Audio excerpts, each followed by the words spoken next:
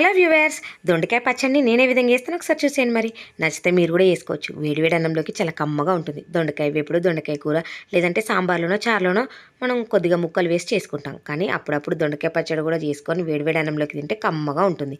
First అయితే stove మీద కడాయి పెట్టుకొని కాస్త ఆయిల్ వేసుకోవాలి. ఇందులోకి పచ్చిమిర్చి వేసి వేయించుకోవాలి. స్పైస్కి తగ్గట్టు చూసి వేసుకోవాలి.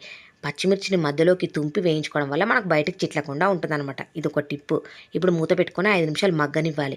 పచ్చిమిర్చి మంచిగా వేగితేనే పచ్చడి మనకు కమ్మగా ఉంటుందన్నమాట, పచ్చివాసన లేకుండా. చూసారు కదా, ఇలా మంచిగా మగ్గినాక వీటిని పక్కకు తీసుకొని చల్లారబెట్టుకోవాలి.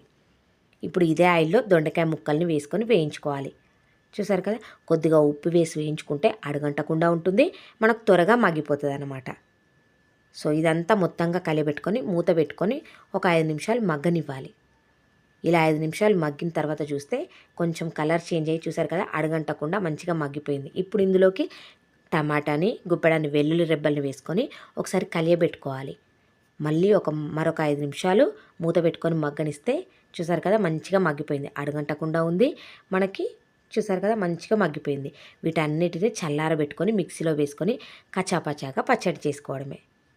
దీంట్లోకి పోపు పెట్టుకోవాలి. ఇప్పుడు చిన్న కడాయి పెట్టుకొని స్టవ్ మీద కాస్త ఆయిల్ వేసుకొని జీలకర్ర, ఆవాలు, అదేవిధంగా కరివేపాకు, పసుపు వేసుకోవాలి.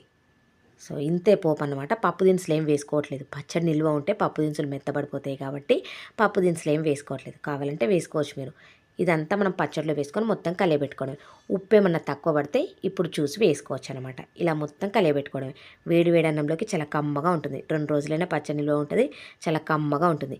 నేను చేసిన విధానం నచ్చితే సబ్స్క్రైబ్ చేసుకోండి, లైక్ చేసుకోండి. ఇలాంటి మరిన్ని మంచి మంచి వీడియోలు చూడొచ్చు అనమాట.